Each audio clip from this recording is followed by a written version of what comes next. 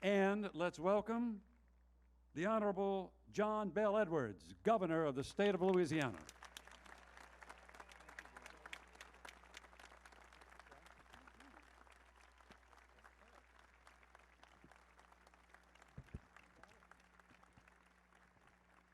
What a glorious day. I'm just privileged to be here in the rain for this second term to swear in this governor. If you'll raise your right hand. I, and state your name. I, John Bel Edwards, Do solemnly swear do solemnly swear that I will support the laws and Constitution of the United States that I will support the laws and Constitution of the United States and the Constitution and laws of the state of Louisiana, and the Constitution and laws of the state of Louisiana, and that I will faithfully and impartially and that I will faithfully and impartially discharge and perform all the duties incumbent upon me the duties incumbent upon me as governor of the great state of Louisiana, as governor of the great state of Louisiana, according to the best of my ability and understanding. according to the best of my ability and understanding. So help me God. So help me God. Congratulations. Thank you My very privilege. much, Chief. My Appreciate privilege. it. My privilege.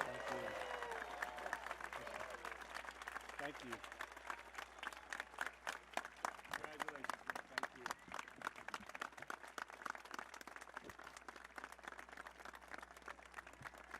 Thank you.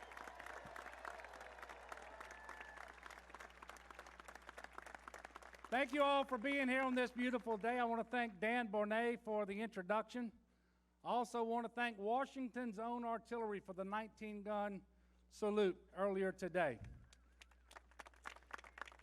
You know, we presently have 491 men and women in the Louisiana National Guard deployed, and over the next 12 months, more than 2,000 soldiers and airmen will be deployed to the Middle East. So please join me in thanking them and their families for their service and sacrifice and praying for their safe return.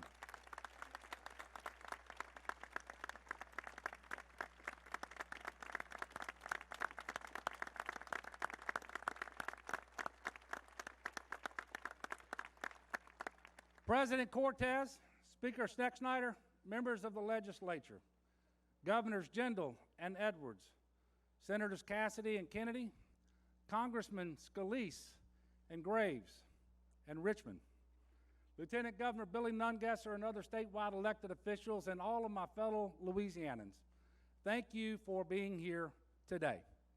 You know, in some cultures, rain is a sign of good luck and blessing. I'm going to accept that today. I'm going to start my speech by congratulating House Speaker Schnecksnyder and Senate President Cortez on their elections. And congratulations to all the members of the legislature, both returning and new. I look forward to working with all of you in a bipartisan way to achieve the real results the people of Louisiana expect from us. To Senator John Alario, thank you for your 48 years of service to our state.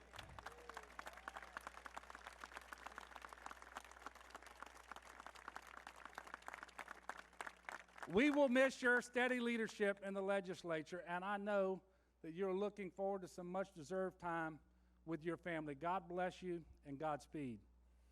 I want to thank the people who have stood by me from the very beginning. First of all, I have been extraordinarily blessed to share this experience with my best friend, my childhood sweetheart, and our fantastic First Lady, my wife of more than 30 years, Donna. Donna, I love you very much. To my children, Samantha Bell, and my son-in-law, Jonathan, to Sarah Ellen and John Miller, to Mom and my family, both immediate and extended, I know that it hasn't been easy. You've all made sacrifices along the way, but it is because of your love and support that we are here today. To my fellow Louisianans, thank you for the trust you have placed in me to continue leading this great state. I am continually inspired by the goodness, generosity, and decency of the people of Louisiana. My love for this state deepens as I meet more Louisianans like you who remind me how blessed we are to call this great state home. And I look out over this crowd and see a true representation of Louisiana, which is especially inspiring as the birthday of Dr. Martin Luther King Jr. approaches. You look like the state of Louisiana, And I'm happy to say, so does my administration.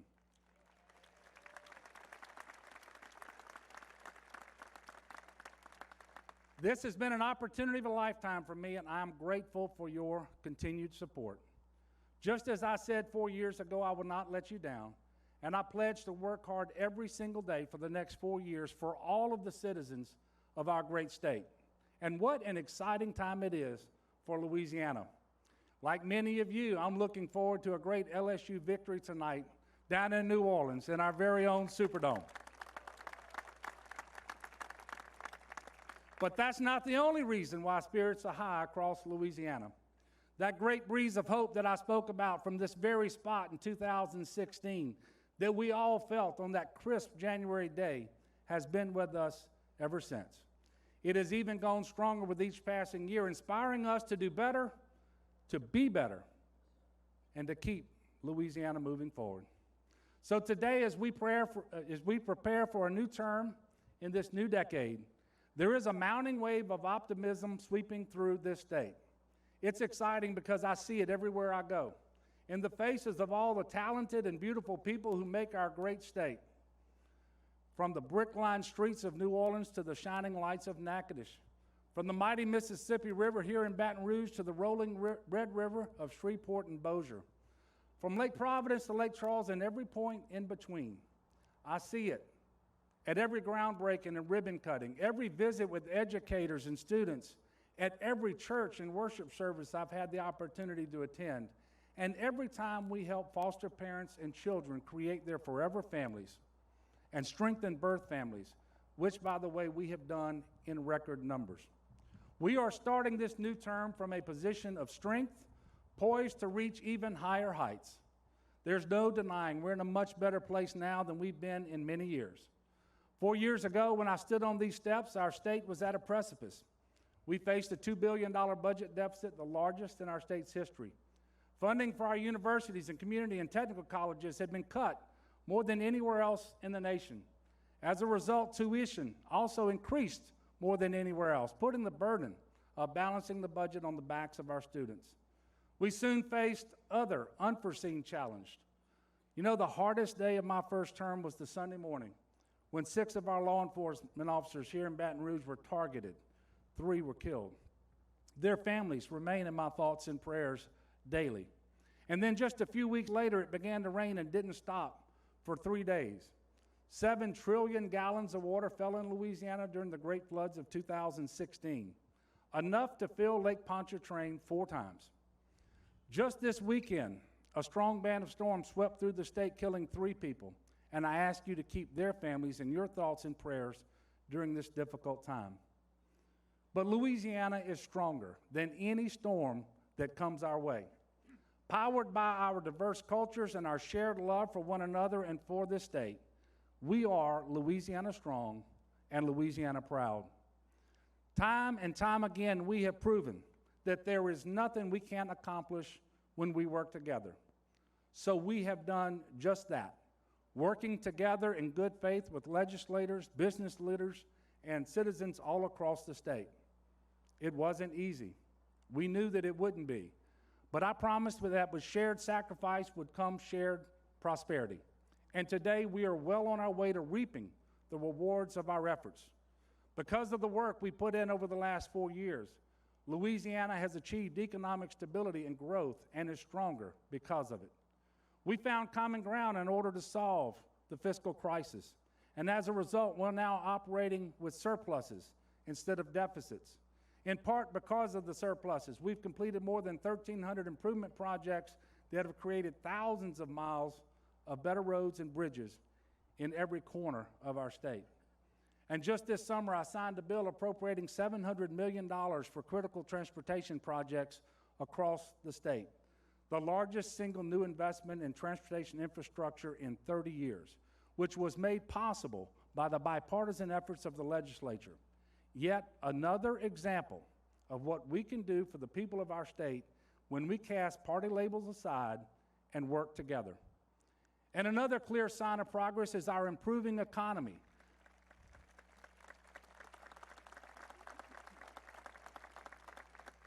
Another sign of progress is our improving economy, which is the largest it has ever been in the history of our state. And just last week, the Nonpartisan Bureau of Economic Analysis announced that Louisiana has the 4th fastest growing economy in the nation.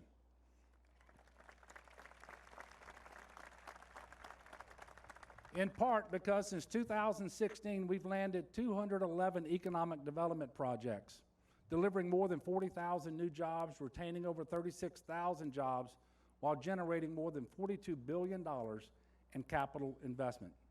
And just as important, we're also investing again in the most precious natural resource that God entrusted to us, our children. Because of our fiscal stability and economic growth, we made the first net new investment in higher education in 10 years.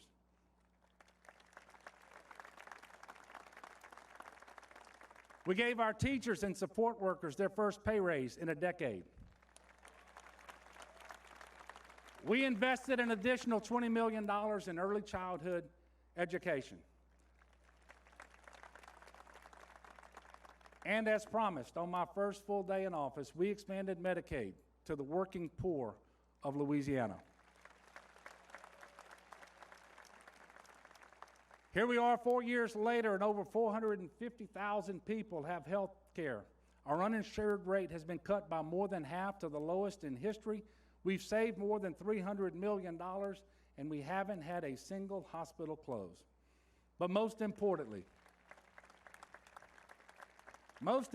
health outcomes are improving across Louisiana. People can afford to go to the doctor and receive life-saving care and return to work. We have also changed lives by putting our differences aside in order to pass historic criminal justice reforms.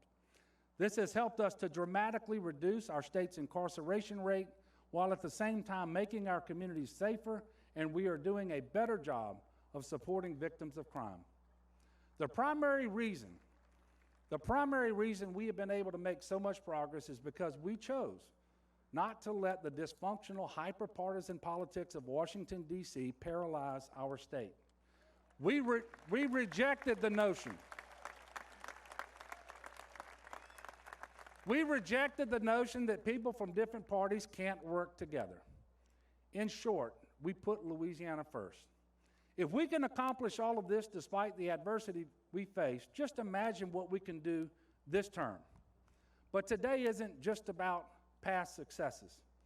So I want to challenge this new legislature and the people of Louisiana to think boldly, to envision a Louisiana with a fully diversified economy, a steady reduction in poverty, and an educational system that prepares our people for the jobs and careers that will keep them here at home.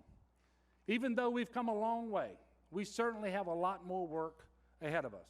And I'm the very first to acknowledge that challenges remain, because there are still too many people living in poverty without adequate access to the opportunities needed to succeed.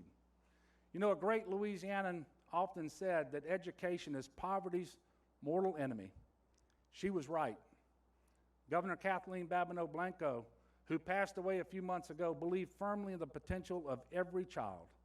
And while we continue to mourn her loss, we also have a responsibility to carry on her legacy, especially when it comes to her vision for education.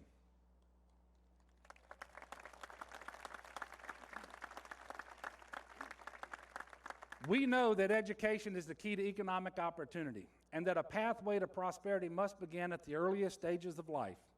That is why the highest priority for new investments in education of my second term will be early childhood education. 80% of brain development happens before the age of 3, and experts agree that reaching children during these pivotal years is one of the greatest tools we have for closing the achievement gap that has for too long plagued our state. We are also going to better fund every level of education. For as long as any of us can probably remember, K-12 students, parents, and educators were told to be happy with a standstill budget that didn't account for inflation. But I've met with educators all across the state, and they can't run their classrooms on empty promises. They deserve better. Our students deserve better. So over the next 4 years, we're going to continue increasing classroom funding, and we're going to give educators additional pay raises that will get them to at least the Southern regional average.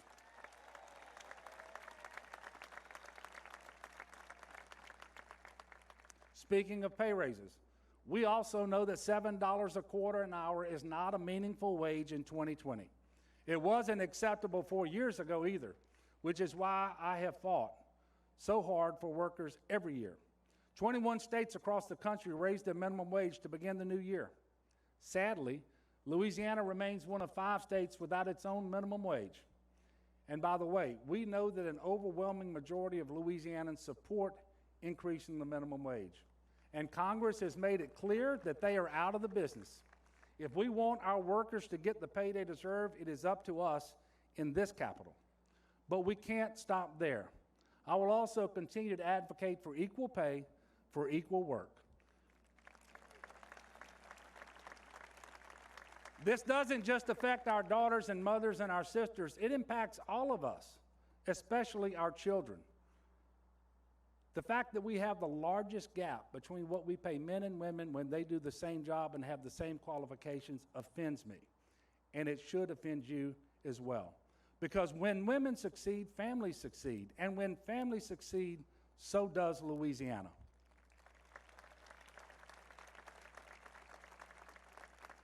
And this brings me to my next second-term priority, workforce development. As we continue to diversify our economy, I want to ensure that Louisiana's workforce is the most job-ready in the nation. We can do this by building on programs we already have in place, expanding dual enrollment and apprenticeship opportunities, and partnering with business and industry leaders and organized labor.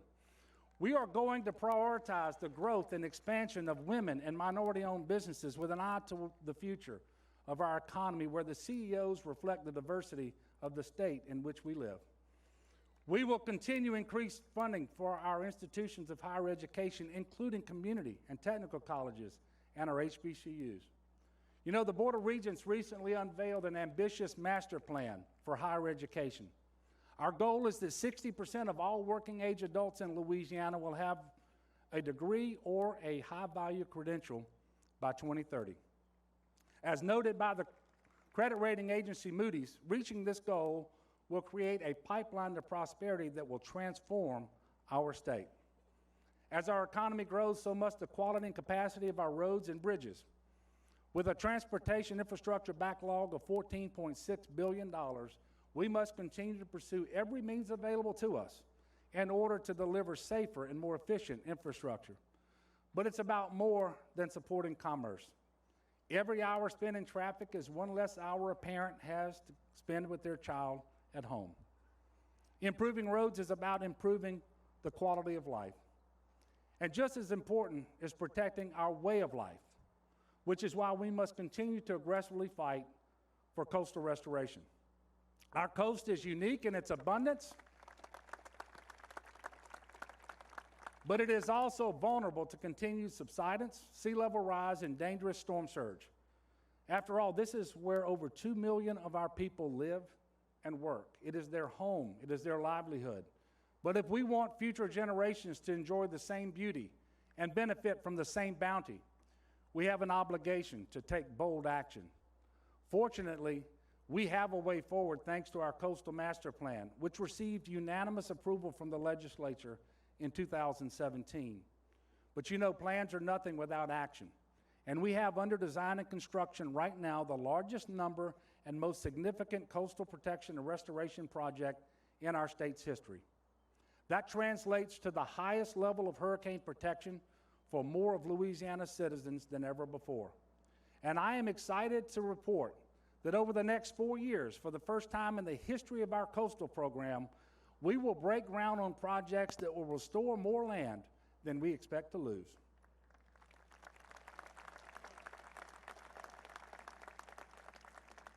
God created the sportsman's paradise, but he's charged us with taking care of it, and we shall do that. In Louisiana, we are accustomed to the dangers of water and wind. But the newest threat we face is the hacking of our public and private computer systems.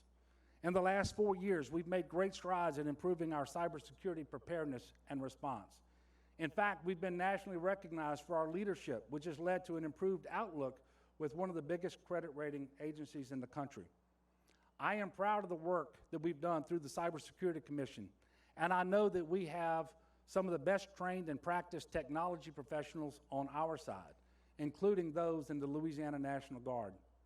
Last year, in partnership with the National Governors Association, we hosted in North Louisiana representatives from all 50 states for a cybersecurity summit, further proving our commitment to this issue. But technology in the hands of those who wish to do harm is ever evolving, and so must our capabilities. As I've often said, this is the new normal in Louisiana and across the globe. In Louisiana, I want our new normal to be the highest level of cybersecurity defense of any state in the nation. The common denominator for each of these priorities is improving the quality of life for all citizens. The future is ours to seize, but we have to commit here and now to be great, to work together, to continue to reject the partisan rancor and dysfunction that plagues Washington, D.C. Louisiana was born from exploration and the hope of a better tomorrow. Today, we embark on a new expedition, one filled with just as many possibilities and dreams. And I stand here with you today in the drizzling rain, asking you to join me. Join me in continuing to create an education system that prepares every child to reach their God-given potential. Join me in cultivating a business environment that encourages growth and investment to create the good-paying jobs and rewarding careers that we want. Join me in forging coalitions that will excel in the pursuit of what we can do together, instead of failing in the certainty of what we can't do when we are blinded by division. Join me in living by the words chiseled into the walls of our towering Capitol: union, justice, confidence. And finally, I ask you join me in praying for guidance and wisdom as we embark on this journey to create a brighter future together. God bless you all. God bless the great state of Louisiana. God bless the United States of America, and go Tigers. Let's go. Thank you.